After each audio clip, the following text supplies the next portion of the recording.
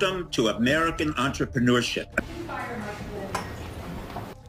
The press has become so dishonest that if we don't talk about it, we are doing a tremendous disservice to the American people. Tremendous disservice. We have to talk about it. We have no personal stake in this other than the fact that we wanted major change in the United States, and that is what major change looks like. I'm making this presentation directly to the American people with the media present, which is an honor to have you.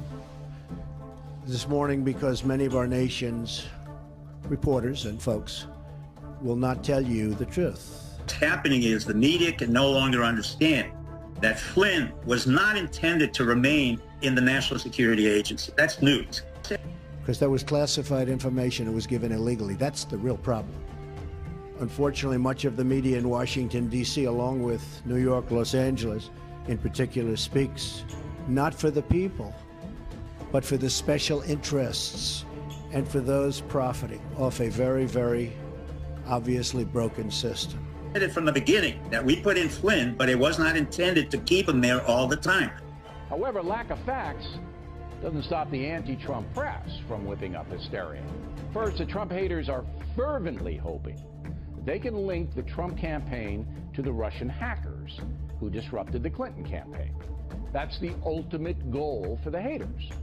If they cannot achieve that, they'd like to have General Flynn tell the world that Donald Trump ordered him to call the Russian ambassador. So that's the media game plan. The press honestly is out of control. The level of dishonesty is out of control. We have never taken seriously from the very beginning, Russia hacked our election. That was a 9/11 scale event. They attacked the core of our very democracy. That was a Pearl Harbor scale event. Now here's how crazy that statement is. Say President Trump declared war on Russia, as we did after Pearl Harbor. Would Thomas Friedman support that? I inherited a mess. According to leaks from the intelligence agencies, Flynn discussed Mr. Obama's sanctions against Russia. Then General Flynn denied that to Vice President Mike Pence. The FBI also interviewed General Flynn, and if he lied to them, that would be a crime. However, that's a big if. It is not a crime for Mr. Flynn to informally talk with the Russian ambassador before Donald Trump took office, but it's highly inappropriate if policy was discussed. So at this point, Flynn's out, and it looks like retired Vice Admiral Robert Harwood will take his place. Admiral Harwood is 60 years old, has extensive military experience, served in Afghanistan. Looks like a solid choice, but you never know. By the way, the FBI is still investigating the whole Russian situation, but that's all we know at this point.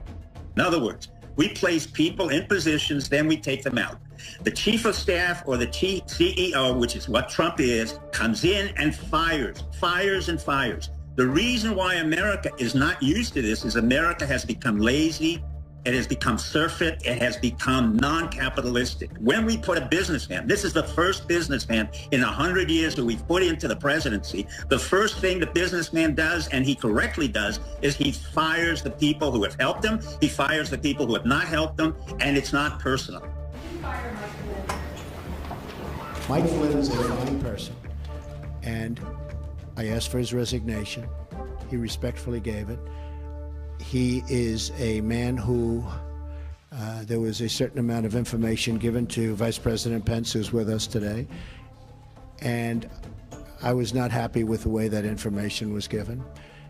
He didn't have to do that because what he did wasn't wrong. What he did in terms of the information he saw, what was wrong was the way that other people, including yourselves in this room, were given that information. Now, what in fact happened? Flynn did not commit any crimes, neither did anybody in the Trump administration.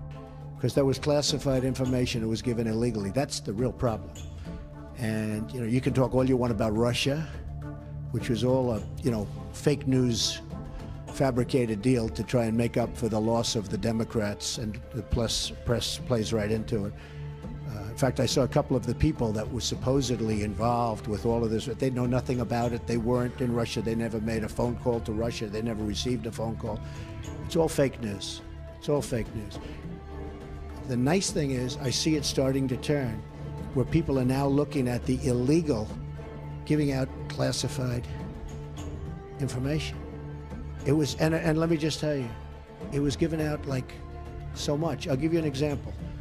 I called, as you know, Mexico. It was a very, very confidential classified call, but I called Mexico. And in calling Mexico, I figured, oh, well, I spoke to the president of Mexico, had a good call. All of a sudden, it's out for the world to see. It's supposed to be either confidential or classified in that case. The same thing happened with respect to General Flynn. Everybody saw this. And I'm saying, the first thing I thought of when I heard about it is, how does the press get this information that's classified? How do they do it? You know why? Because it's an illegal process, and the press should be ashamed of themselves. But more importantly, the people that gave out the information to the press should be ashamed of themselves. Really ashamed. Yes, go ahead. Keep your vice president in the dark for almost 2 weeks. Because when I looked at the information, I said, I don't think he did anything wrong. If anything, he did something right. He was coming into office. He looked at the information. He said, huh, that's fine. That's what they're supposed to do. They're supposed to be, and he didn't just call Russia. He called and spoke to both ways. I think there were 30-some-odd countries. He's doing the job. You know, he was just doing his job. The thing is, he didn't tell our vice president properly, and then he said he didn't remember. So either way, it wasn't very satisfactory to me. And I have somebody that I think will be outstanding for the position. And that also helps, I think, in the making of my decision. But he didn't tell the Vice President of the United States the facts, and then he didn't remember. And that just wasn't acceptable to me. Yes. I own nothing in Russia. I have no loans in Russia. I don't have any deals in Russia. Russia is fake news. This is fake news put out by the media.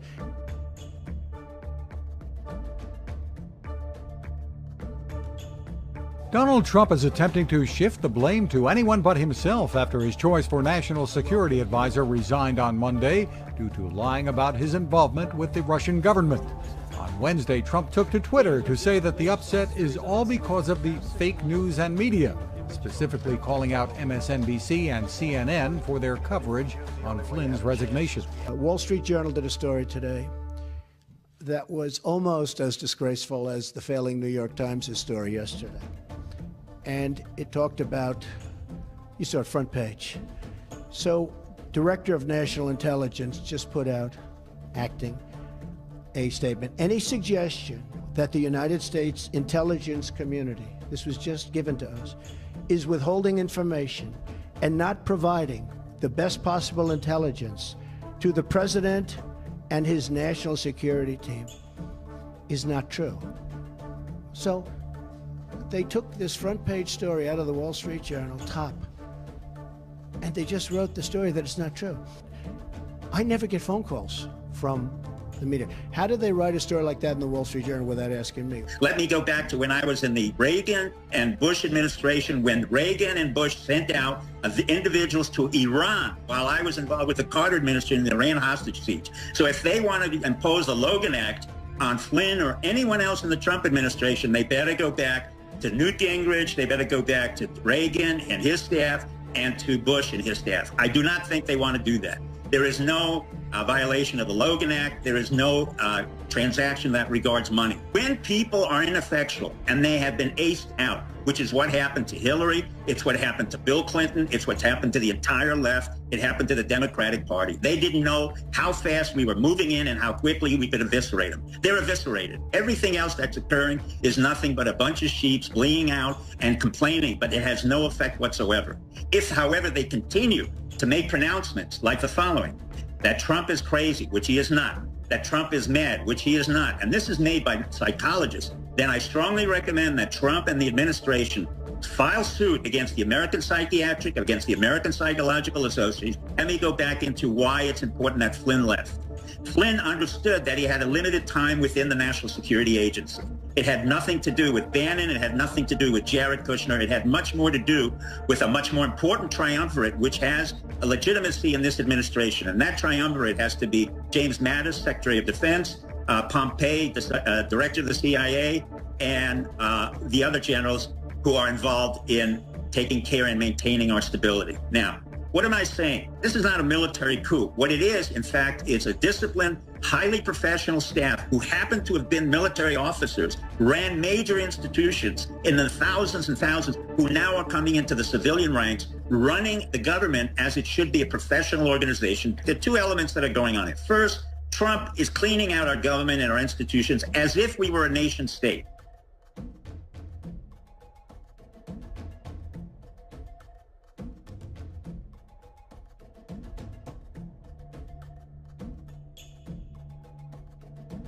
Obama never treated us as a nation state. Bush Jr. never treated us as a nation state, and neither did Clinton. They had no concept that this country was more than just a group of bureaucrats who ran an organization and made kumbaya.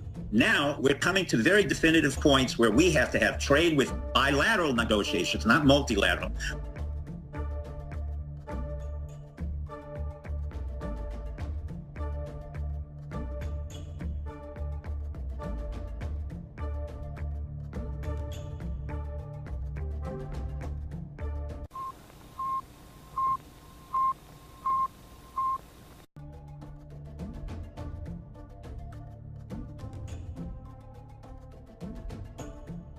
Where we have to sit down with the Canadian leaders, with the Mexican leaders, with the Japanese leaders. It's not an accident. Abe, who happens to be extremely bright and understands strategic positioning, that he came very quickly to the United States to have a relationship with Trump. So what does the press highlight? They don't understand the strategic importance of Japan. What they highlighted was the fact that there was a non-secure discussion in the dining room. Absolutely absurd. You don't put a man like Rex Tillerson, who's run a $400 billion corporation all over the world, knows every country in the Middle East and Southeast Asia better than any Foreign Service officer.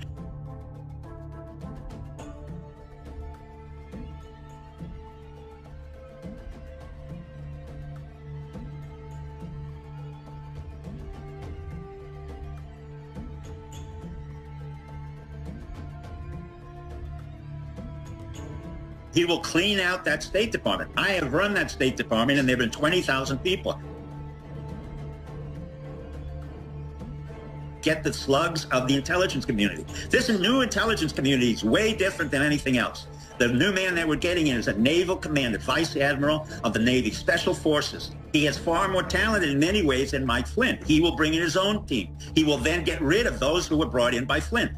I and others who've been involved in regime change, including this regime change, can assure you that what you're seeing now, consequences of having a very rapid knife cut right through the heart of the Democratic Party, the nation, and the fact that the people who wanted to bring back capitalism, entrepreneurship, have succeeded.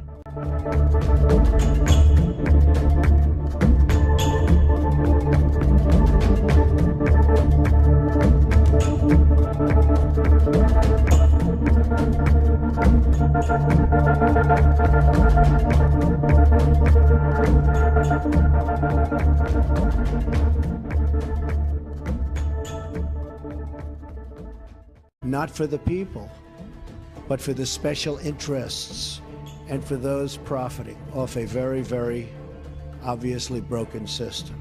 From the beginning that we put in Flynn, but it was not intended to keep him there all the time.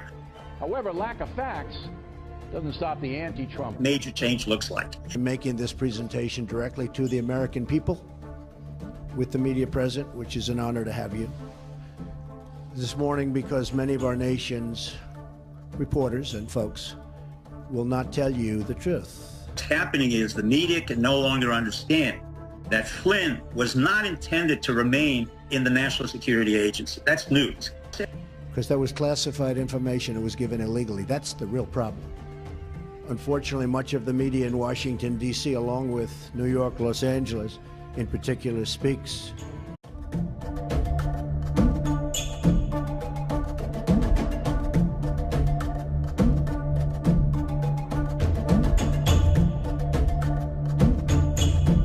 Welcome to American entrepreneurship. The press has become so dishonest that if we don't talk about it, we are doing a tremendous disservice to the American people. Tremendous disservice. We have to talk about it. We have no personal stake in this other than the fact that we wanted major change in the United States, and that is what